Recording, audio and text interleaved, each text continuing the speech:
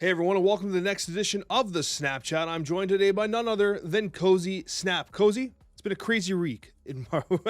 Reek, that's awesome. Keep it. You have to. Let's go. It's late, guys. It's late. Listen, Alex and I were talking for a while before this, and it was a hell of a reek for all of us. I had to ask, like, not to deter us right off the bat from reek, because I got to hold on to that forever.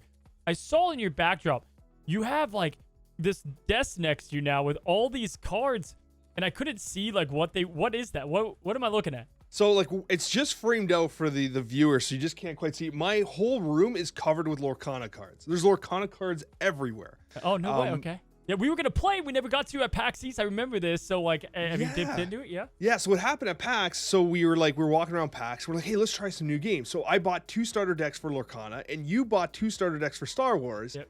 And we never got to open either. We sat down with the Star Wars booth and played just one game with their decks, but we never got to play ourselves. But anyways, and I was thinking about Lorcana, and then, like, I was like, man, it kind of seems interesting. And then there was the store championships this week. They're doing like a set championship in all the local game stores. And one that's like kind of in an adjacent city to me was holding one on the last possible week. I was like, you know what? What the hell? I play card games for a living. I can play another card game, damn it. So let's get her done. So I went to go buy some Lorcana stuff. And I realized that it's super expensive and very hard to come by. And so I was like, okay, this is what I'm going to do. I'm just going to go to this tournament with like a standard decent deck, okay? What I'll do is I'll buy a booster box of the first edition, and I'll open those, and I'll make a deck, right? This is like me playing Marvel Snap thinking like, oh yeah, you can just, get some cards and Odin White Tiger. Yeah. Just Odin White Tiger deck? Buddy, first of all, I want you to tell me what you thought this booster box cost. First edition, first chapter Lorcana box, 24 boosters in it. How much do you think I paid for it? Yo, it's Disney. It's like $100 for a Mickey Mouse flavored anything. So I'm gonna go like $69, and that's high. That's like it's probably lower than that. $300. For what? $300 emotional damage. And if you don't think I'm telling the truth, anybody that has seen Lorcana prices know I am telling 100%. Anyway, so I opened these packs, right? Guess what? To my surprise, I couldn't build shit with what I got from this pack. I didn't have 4 replicated cards of pretty much anything. I had nothing. My deck was horrible. So what I did was like, okay, I want to go to this tournament. I've dedicated myself to. I signed up for the tournament. I told my wife I'm going to the tournament, and she said I could go, which means I could dodge a whole afternoon babysitting. Or parenting, depending how you look at it. So anyways, I'm like, what the hell do I do? So I contact my boys at Lorcana. I ask Brendan, I ask Kawa, I'm like, guys, what do I do? And they both gave me 2 separate decks, okay? And I'm like, okay, I'm gonna go with Kawa's. It looks cheaper, right? And I tried to build it, and Kawa's like, hey, listen, this is what you gotta do. You gotta go, and you gotta go to a store and buy singles, so you don't get ripped off buying your stupid booster box, you dumbass. I said, okay. I drive to one place. Don't sell Lorcana boosters. I drive 45 minutes. Don't have Lorcana. I'm like, man, what? So anyways, long story short, I put together this hodgepodge garbage ass deck, right? Garbage ass deck. I go to the tournament today. Okay, by the way, I saw someone there that watches the Snapchat, by the way. They're like, hey, Alex, cool. I didn't expect to see you there. It was awesome. They were there with their wife playing together. It was awesome. $300? $300?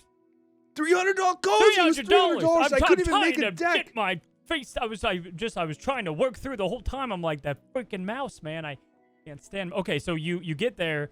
I'm at the edge of my seat. Did you win? Okay, listen to this. Okay, so basically, I want you to imagine what my deck looks like. So I have like 33% of it is like meta cards. So imagine I have like in Marvel Snap turns, I have the Hood Annihilus Sentry package, but then the rest of my deck is like Vanilla, Cyclops, Abomination, and Hulk. What's meta, by the way? Like Mrs. Pot? Like what? Okay, apparently Merlin has all these different, I was playing Merlin the Goat, Merlin the Rabbit, Madam Mim, who, I don't know who the hell Madam Mim is, but she's a snake apparently. Sword of the Stone, I think, maybe? No. I had an Olaf in my deck. I had a wardrobe. You know the thing in Beauty and the Beast that like just punches everyone with their drawers? So it's not Miss Potts, but it's a wardrobe. I can't imagine being like, it's like Yu-Gi-Oh! Like, I play Olaf to win this tournament. Like, that's, I love it. I assure you, I did not win the tournament with my absolute Dude, ass deck. If you would have said you won that tournament, I'd be like, man, we're starting Lorcana. There was like 25 people there. And first of all, I got to tell you, I didn't win the tournament. I won a couple rounds. I didn't by rounds, I mean like individual matches, right? But it was fun. It was really fun. And the crazy thing about it, I was driving home after getting my ass handed to me. And I was thinking to myself, I was like, man, I spent like so much money on this tournament. and I got demolished. But you know what the other thing was? I played Lorcana for 5 hours today. And it was such a positive experience to play an actual physical card game with human beings, to shake someone's hand and say, good game. You know, that was awesome. To speak with people, to introduce each other, meet people in the community was great. Because if you play Marvel Snap for 5 hours, that first Miss Marvel is going to piss you off. And that didn't happen to me playing in a physical TCG setting. So it was really a refreshing take. I'm interested in the game, but apparently you got to spend a lot of money. Yeah, you got to spend a lot of money. I'm just cackling to myself as we talk about Disney mispots and stuff. We have the most seductive White Widow in between us, just staring down the barrel. I Marvel Snap's enough card gaming, like as far as like covering content stuff, but definitely something I always wanted to dip into. Was going to when they released it, but they like hyper restricted. I don't know what they were thinking on their sales. They were like, they just didn't sell enough cards legitimately. But yeah, I've heard a lot of good things, a lot of good reviews. Yeah, it's a fun game to play. And I think going forward, I'll buy the singles instead of getting absolutely ripped off on these booster boxes, man. But I digress, Cozy. Maybe one of these days, maybe PAX Seattle, you and I can finally have our game of Lorcana together. And I can at least even the odds against, the stats for our Star Wars match, because you beat me and you haven't let me down on it yet. Dude, I'm never going to, man. Speaking of stats, though, we've got her right in the middle here. We've got the White Widow herself. What are the stats saying? What are you saying? What do you think of her, man? So here's interesting. So White Widow was running like a win rate in approximately the 40 percentile range, which was, I'm like, there's no way. But I think because there was a lot of experimentation happening, a lot of weirdness with the mirror matches. And then once the crazy few days of constant mirror matches kind of subsided, the win rate started going up. A few major decks started to appear, and suddenly you're in like the mid 50s percentile win rate on those decks. 21% meta share. The card had actually a negative cube rate at one point, I will say too. The stats have been all over the place. And even as of this review, statistically, it is really hard to evaluate this card. But what I will tell you is non-empirical evidence, okay, empirical evidence aside, I think I love this card. I think it's fantastic. I think it's great. I don't need stats. Yeah, I don't need stats to tell me, especially because of like the way she plays and like how you can Nihilist just running rampant and it can punish you. Bro, the flexibility. We kind of leaned into this last week. We were like, I think she'll be more flexible than we think. Like, I think she's not just going to be a junk card. Man, between C2, control, dude, storming a lane and sitting. Oh, it's beautiful. She's just so much fun. And it does the inverse of Nebula. And you're like, I love that part of Nebula. It's my favorite piece of her kit, right? Like, hey, you gotta play here. It does that, or at least it puts the pressure. Also, locations like TVA, you lose, you win. Like, you win, they lose. Like, she has so much cool things about her, man. I love her. She's fun. She's been great. She's been honestly fantastic. And the thing that really stands out to me is the macro side of the way, like you kind of alluded to, the idea of like being able to like control the manner in which your opponent's going to play, I think is actually fantastic. And the thought occurred to me, why the hell would anyone play Lizard at this point? Isn't that crazy? Like, if you really think about it, Lizard used to be the absolute meta-defining 2-cost. They changed it from -3 to -4. Now I don't see a world outside of Sauron and maybe a Luke Cage style deck where I want to play Lizard. Like, I'm just going to put White Queen in. Like, White Queen is always better, isn't she? Dude, I was playing the Evil Spectrum deck, and I was like, I'm going to put, I think it was Punish in there. I was like, I'm going to do Lizard, man. Like, my boy Lizard. The deck was just worse. Like, and that sucks, man. That does suck to see. I think just like we've gotten Captain Marvel back, like some of these things have happened, I think power has been adjusted, clearly, that Lizard can regain his old form, at least. There's no reason at this point. I think you've had a bit of power creep at the 2-cost, right? Like, the 2-cost has had like this very effective additions of like additional cards, and it feels like Lizard just is completely outclassed. And I think White Widow's an exact showcase of that. One thing I will say though is I feel like White Widow is going to be very similar to Nihilist. It's going to have that same path. Do you remember the first week of Nihilist? We were like, oh, this card was hyped up. This card sucks. I'm like, man, just wait. Just wait until the meta settles down. People are more excited now about, the Eternal cards coming out. Maybe the hype train kind of passes on White Widow, and you just wait how good this card is. And keep in mind, White Widow's coming out in an Elsa, Kitty Pryde, and what's her name? Angela meta. Man, card releases are getting more and more challenging. Not only like we've talked about it last time, like ranking them and where we put it, but it's like people are just like, they either, if enough people say, if we say this card's going to suck, someone wants to be right and say it's going to be great. If too many people say it's going to be great, they're too scared to say it and they said it's going to be bad. Like Red Hulk was a clear example. People are like, it's pretty good. Like, no, it was just a stupid good card.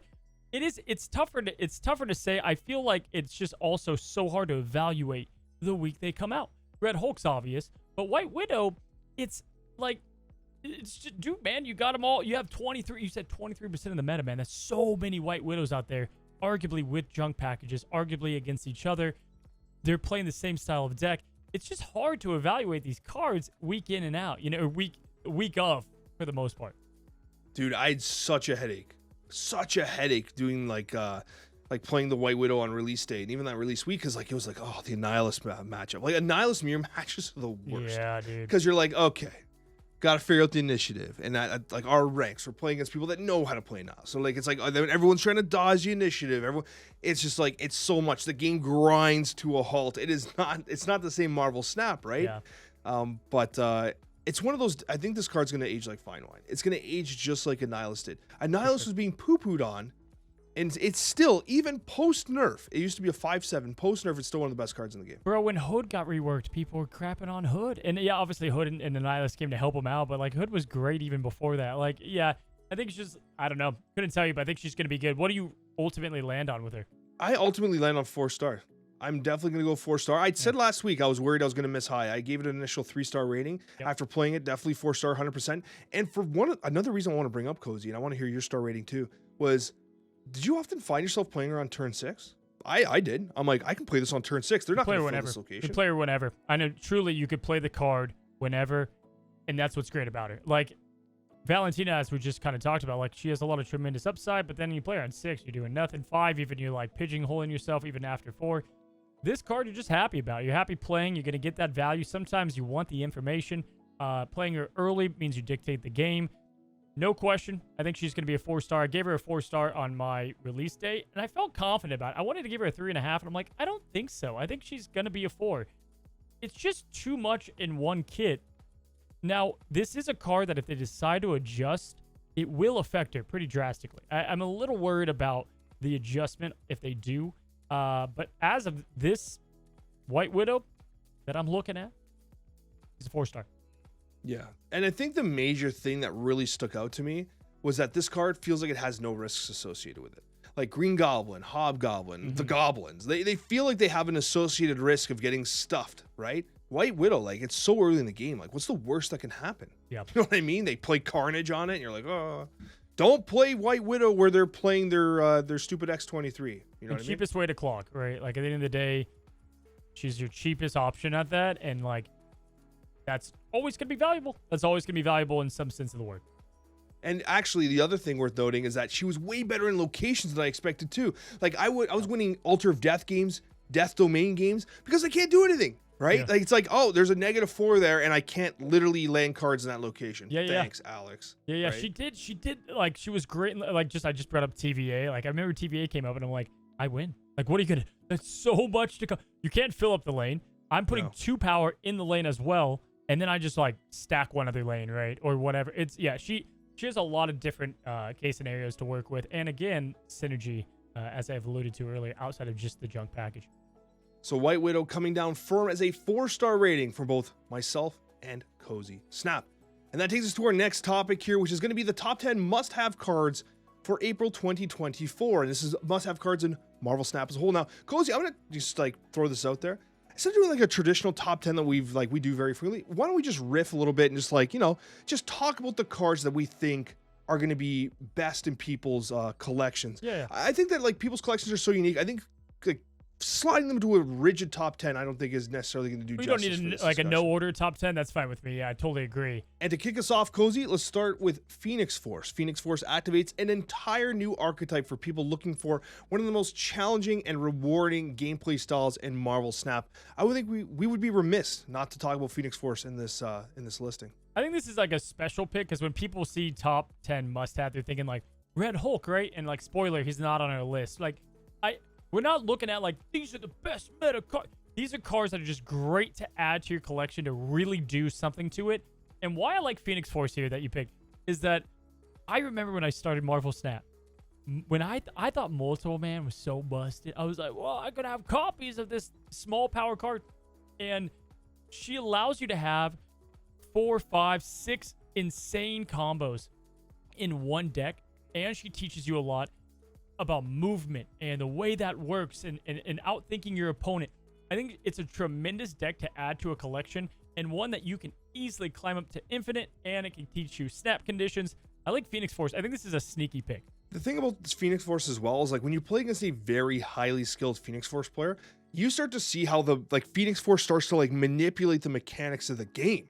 Like the way locations are used, interactions between cards. I'm like, man, how did that even happen? Like when you play against a truly knowledgeable Phoenix Force player, they're using the game engine as an advantage to play Phoenix Force. I've never seen anything like it. It's a wholly new experience playing Marvel Snap. So I think it's fair to start this list with Phoenix Force. Now, I just said no Red Hulk or anything like that, but to go traditionally, man, we only have to look back 1 month. I think Hope Summers brings such a unique thing to ramp. Like Wave, Electro, Psylocke, they're there, even Corvus.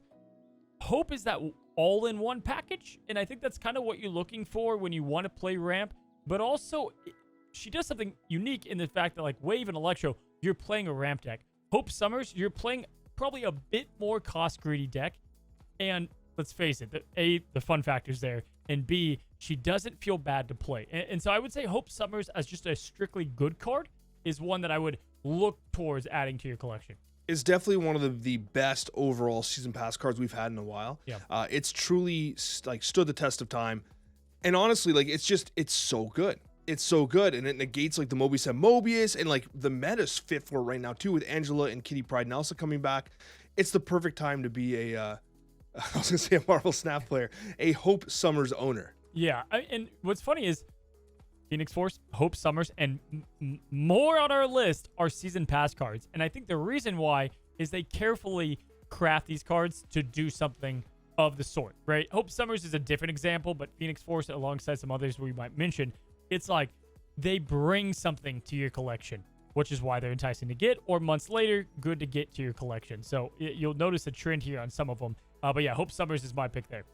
And to note, though, that people say, well, that's the season pass cards are broken all the time. Phoenix Force needed like multiple buffs. This card was completely sus when it released, and it's still not like a core component of the meta. There's like a very high skilled player base that like is committed to Phoenix Force, and that's why it remains near like higher echelons of MMR and of win rates and stuff like that. But like this did not release broken. No. Unlike our next card that we're going to talk about, which released so unbelievably broken that Alex famously gave it what was the star rating on Miss Marvel, Cozy? I can't quite remember. I know you do, so why don't you just let me know? It was a 1 or a 2, Alex. I'm fuzzy on the details. It wasn't a 1. Now we're just. What are you sipping there? Are you sipping the vodka in that water bottle there? It was a 2. It was pure vodka. A 2-star because it's just too tough to play in the middle. What if you get Sanctum Sanctorum in the middle? What if that happens on that one in every? No, man. Hey, we've had enough. We are gonna moving forward, guys. This is the episode where we're done roasting Alex on the Miss Marvel. Okay, I whiffed heavy. I love Grandmaster, but I whiffed on some of his potential. It's all fine. But what I'll say, man, is Miss Marvel. Or actually, you're the one bringing it up. Like, why I want to speak for you because I get it. Why is she so good for a collection? Why is she so good? Man, it's like 414 power. Like, when is that bad? It's almost never bad. She just gets those huge arms. She's like, boom, look at all this power we've got. And the thing about it is the new way to play Miss Marvel is just pair her with Doom. You just pair her with Doom, and like the situation's kind of solved, right? Like, oh, I gotta put more cards there. Well, you have Jeff, you got Nightcrawler, you got all these moving parts, but Doom's just like, Miss Marvel, don't worry, boom, boom, boom, and you got 6 costs everywhere. How many 6 costs you playing in the game of Marvel Snap? Generally not that many. That's why US Agent's so sad. So you're just playing the Dr. Doom, and you're good. You're just good. And Iron Lad as well, right? Because you're like, okay, Iron Lad, copy Miss Marvel. Oh no, or copy Doom, or have it as just a left or a right. Just fits in there really well. And you know what? I'm just gonna translate. Can I go to Iron Lad? I'm just gonna go to Iron Lad here. Okay, I have to. It was a little later on the list, but I'm just gonna say it. Iron Lad has been the card to me that felt like the Darkhawk for a long time, where it's like, man, I just have never regretted having this card, and ultimately is probably one of the biggest like, I don't have an answer if you don't have this, because of just we've spoken on him recently, so we don't have to go through a whole tangent. By now, you guys know what he does. Iron Lad is the card that moving forward, you can build your decks way different, and you'll be playing way more cards like Iron Man and Blue Marvel and Doctor Doom and stuff, and or just more confidently. Such a tremendous card, bro. It's a fantastic card. And the thing that really makes Iron Lad stand out, which like on our original top 10 list was way higher than we're talking about it right now, is the fact that it's irreplaceable. Like the amount of questions I get, like, Alex, how to replace Iron Lad? I'm like, bro, like, I have bad news. You know what I mean? It's like, there's nothing that does what it does. People, I've seen some actual cope where people are like, oh, play Crystal.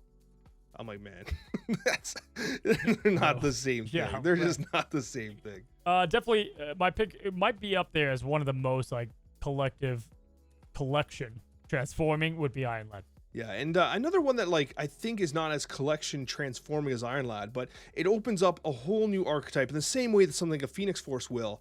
We have to talk about Living Tribunal, which originally released in somewhat of a weak form, but has really come together. We originally saw like those Living Tribunal hella lists, right? Which was like pure gamba, everything. And then they got refined, especially when Living Tribunal got the additional power going to a 6/9, right? It's just beautiful, just so nice. And then what you get is you have the Iron Lad.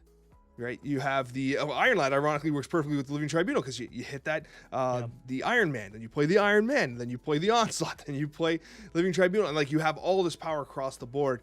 This is an archetype defining card that allows you to play in a completely different style of Marvel Snap. It's surprisingly consistent. I think Living Tribunal should be in your collection. When he came out, man, so many people. To be fair, he came out alongside High Evo, Iron Lad, amongst others. He came out on a tough month to come out. Really strong month. And people thought he was a meme. I can be like, you can look back. People did not think he was going to be a good card. We had a couple cards come out that helped him, but not really. I mean, he really shines with Iron Man and Onslaught, and Magic did get reformed, so that helped a lot, I think. But Living Tribunal stretches far, stretches wide, but on top of that, you have, 20 plus power that they got to put up in 2 lanes. There's just not a lot of decks that can do that. We've seen it time after time. And talk about, just at the end of the day, a card that gives you access to a brand new playstyle. Yeah, completely new playstyle. And I mean, listen, look how yoked this Living Tribunal. That's what Cozy looked like after swimming a boat back to shore. Oh my god. Okay, guys. I don't even think that does it it's justice. Just unbelievable what Living Tribunal can do for the gym going crowd. He does not skip leg day. Look at for those the female legs. audience.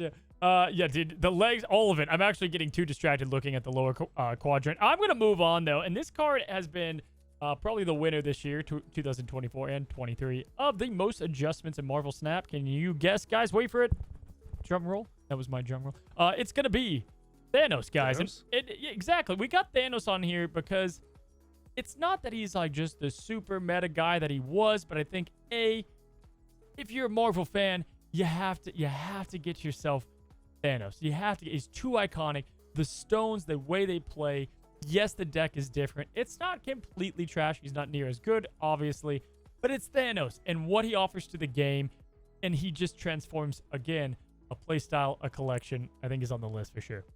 Listen, we have literally been to the Thanos funeral like 7 times in Marvel Snap's history. I've ran out of flowers. And every single time we're like, yo, they nerfed Soul Stone. Thanos is dead. Yeah. Like he terrorizes the meta for like 6 months after. This card's always going to be relevant, right? It's always going to be relevant. And I think it's like the original true big bad. It really is. Him and Galactus were the true ones. And I mean, Galactus deserves a little bit of a shout out too for playstyle, but he's so dead right now.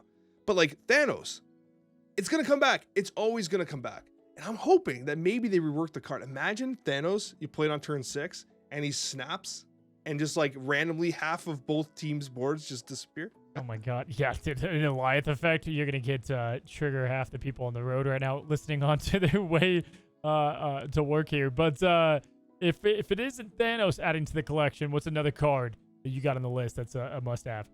Hey, listen, I don't think I need to sell you on one of the most mispronounced names on the Snap, to the point that every time we say Nico Minoru or Nico Monaru or Nico Minaru, no matter what we say, Cozy, someone in the chat's like, yo, Minoru. Yeah, you guys doing it wrong. There's always something to be said about Nico, Nickel. Yeah, I think Geico? Geico. Did you say Geico? 2 in the morning. It is. It is. Two's generous. Guys, Nico. Yeah, Alex, what do you have her? We talked about her again recently, as we did with Iron Lad. But like, what is it? Because she was in the spotlight, right? So like, why did players need to add her to the collection? Irreplaceable. Like, there is no situation where like you see Nico in a deck, you're like, oh, I can add a card that does what Nico does. But you almost think you can, because she does everything, right? Well, I can add Iron Fist in there. I gotta move a card, I can add Iron. No, Nico, while being incredibly sporadic and random, is also incredibly effective. In fact, you know what the most common Nico play I've ever seen is? Turn 1 snap, I'm like, they're gonna play Nico with the destroy thing. Deadpool, yeah. With There the it comes. thing, I'm like, yeah. here comes Deadpool turn 2. Deadpool comes turn. I'm like, here we go. I'm so dead. This card is so unbelievably flexible, Cozy.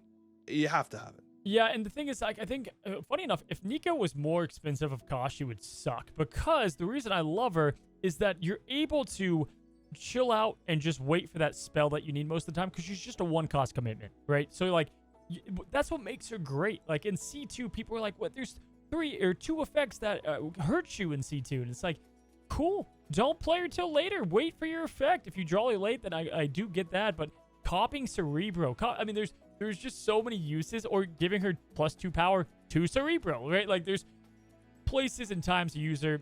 She's one of the only cards, right there with Sunspot Nebula, Kitty Pryde in some cases, just flexible at 1 cost. Very rare trait to have. And speaking of, man, I mean, at this point, we can name it the Annihilus chat, but Annihilus is fitting the same theme as, I think my brother asked me not long ago, if there's one card I need to get, I've been a couple months off, what do I get? Answer's always going to be Annihilus. Still is. Yeah. I don't think there's a lot to do to adjust this card, too. It's Annihilus, man. He simplifies Snap in a way. Dude, you could take Annihilus Hood Sentry, and add it to anything. And it just makes deck better. Add it to Patriot. Seriously. I'm not even joking. Nope. It's actually not that bad. It probably is not as good as you think it is. But it's honestly not actually that bad. You're like, oh my god, I can play Annihilus Hood and Sentry and in a Patriot deck, and then play Ultron for some reason, and it'll work! It'll work! That actually, is that the next brew? Is that the next surprise Ultron? You have Annihilus, you have Hood, you have Sentry. You're able to play a turn 3 Patriot. You play Sentry, like, what is happening? And then on turn 6, after you Annihilus, you play the what's it called? Ultron. She's like, boom! Did you take some of my vodka? Yes. No, I got Johnny Black. 20% win rate coming right at you. But no, I think, listen, be serious. Magneto and Annihilus, they do some of the same things. So you have this card that's an offensive defensive card, right? And so you're able to have him there for if you're having stuff happen on your side or Shadow Ninjas popping up. But also you're able to offensively clog and offensively play him. And there's just like always a great place to play him. Single-handedly killed Viper pretty much. But yeah, Annihilus is just such a core card to have in a Marvel Snap collection. I know this sounds very random, but when I was a kid, okay, I remember like being really young and getting really upset with my parents when they told me that I couldn't have a pet Pokemon. And I was like, I really want a pet Pokemon. And my parents were like, no, that's not how it works. I'm like, come on, Mom, why not? Like, why won't you get me a pet Pokemon? And the reason why I bring this up is because I got similarly upset. I was laying in bed the other night, and I was staring at the ceiling, and I was like, I really want a pet land shark. I want a pet baby land shark. I want to name it Jeff. And like, honestly, my wife told me, she's like, there's no baby land sharks. We can't. Yeah. And she's like, even if there were, they probably grow really big, really fast. It's the reason why you might see like a tiger or like a little tiger, baby tiger. Like, oh, I can pet that. It looks like a cat. And then it grows up huge. Right? And you get it, like, you go to give it a high five or say paw, and it rips your arm off. Bro. So like, all this to say, you should have Jeff Lee. Dreams can come true though, man. If I had endless money, right? I would want I'd invite you over for dinner, Alex. But come on inside, right? Like, you come on in, and you're like, whoa, what is that? And I just picture this cylinder in the middle of this giant glass cylinder. All right, if you listen to the podcast, and in it is snow. And you're like, what the hell is that? Right? If they could do it at the zoo, if I had enough money, I could do it at my house.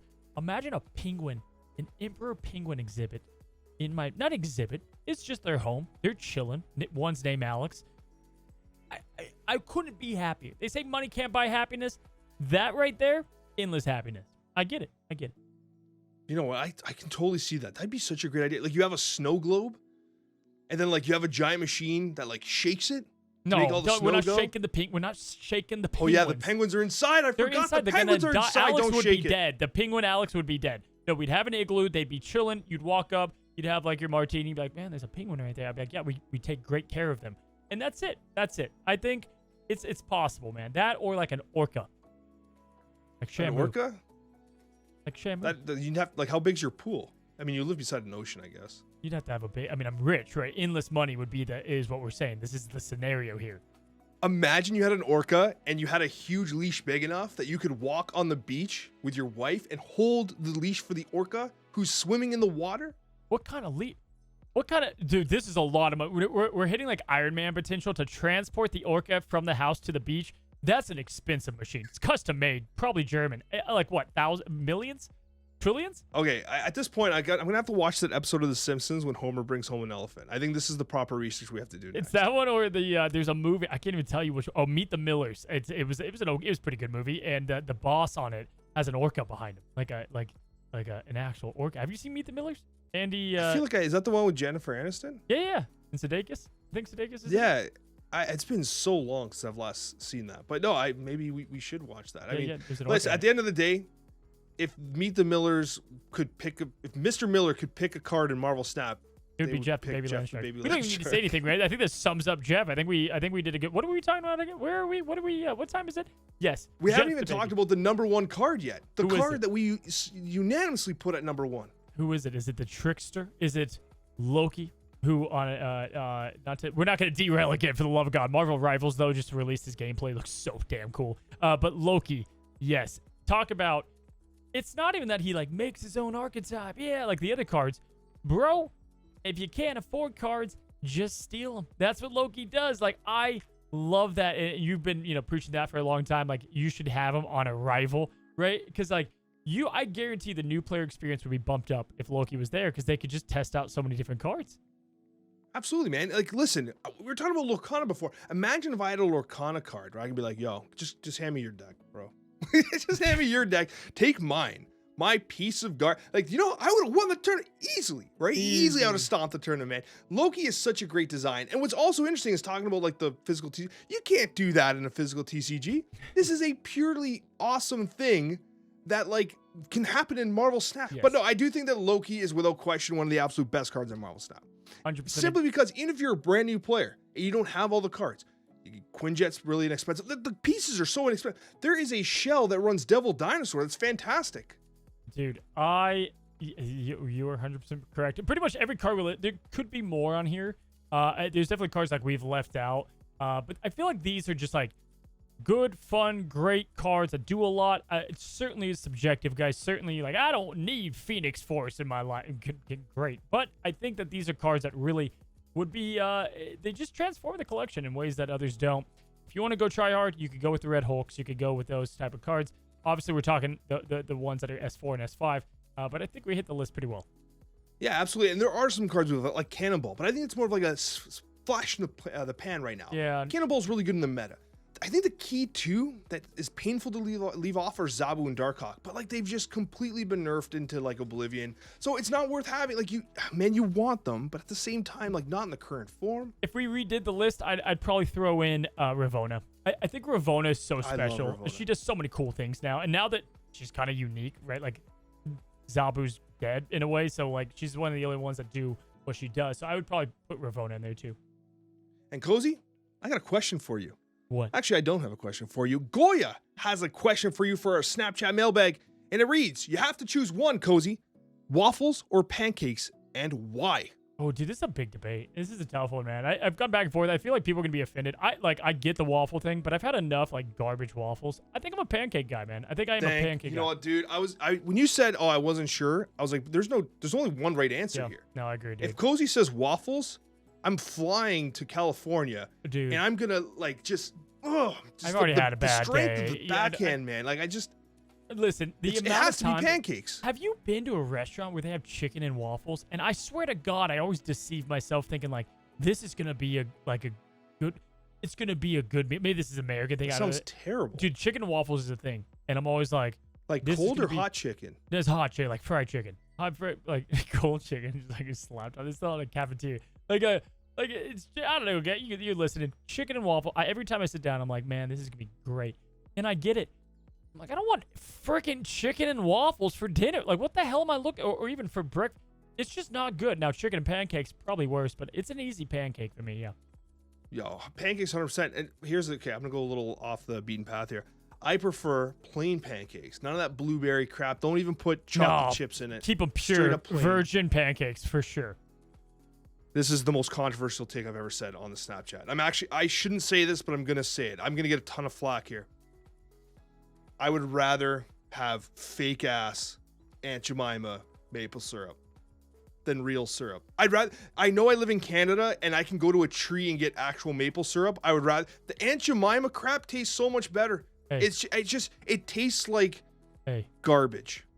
That's what I want. First of all, I'm appalled because Aunt Jemima, bro, Miss Buttersworth.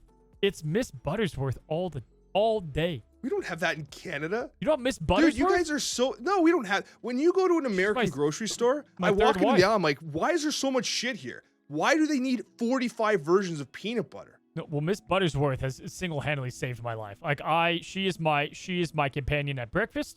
I was gonna say lunch and dinner. Breakfast for dinner slaps, by the way. Just saying, that's like a low-key, just banger, little over-easy eggs. What do you take your eggs? If you could pick anything, if you could, like, any way to have your eggs, how would you have them? I usually have them flipped. What the fuck does that mean? Like you get. What do we flip? Is it called over easy when you flip the pancake? So it's like you don't know how to. You don't know like eggs. Are we talking about pancakes or eggs? No, how do you take your eggs? Flipped, guys. Flipped is how poached, man. You don't like poached eggs? What the hell's a poached egg? Dude, this is bad. Hold on. It's late. Is that when you put them in like vinegar? Holy shit. Like a pickle? Oh my god.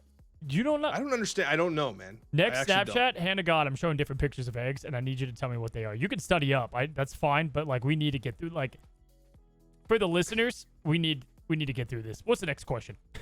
Next question, Cozy, comes from DM5, and it reads: with the introduction of mill decks, and there are honestly no means for countering it at the moment, how would you all feel for a card release in the future that gets stronger for the less cards you have in your deck?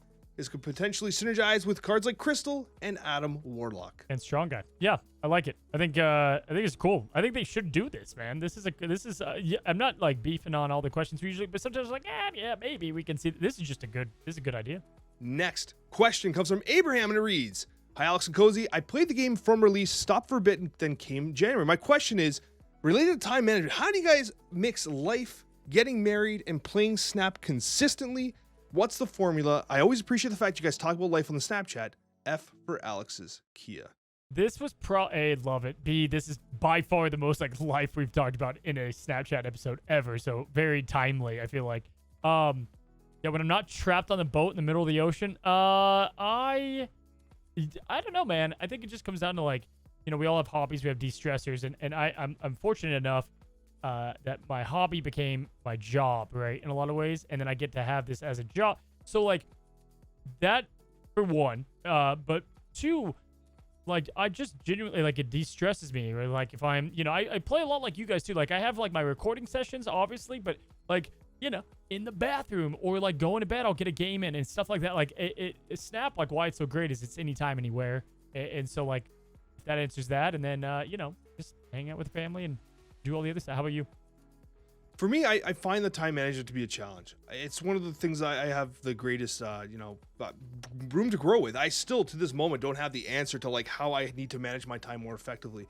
And I come to the point where like I am exhausted very frequently, extremely exhausted. But I think the motivating factor is not only do I feel incredibly blessed to be able to do this at all. Like I'm living my dream. I'm talking to one of the most talented content creator I know on this planet. I get to talk to you every single week about a game I love, and from an audience that I love. This is a dream come true. So man. I find the time, I find the energy. I got to be at work in 4 hours from now. Like I literally got to go to work soon, and it's okay. I wouldn't have it any other way, man, because like I'm so fortunate to get to do what I do, and I'm just glad you're here with me, buddy. Amen, man, dude. A, appreciate that, man. Love you much. B, it's like, yeah, man, I agree. Like it's been tougher now, like as Snap has lost some of its traction. Like it is, I live in San Diego and it's not evening out. I can tell you guys, it's been, there's like a struggle on that front.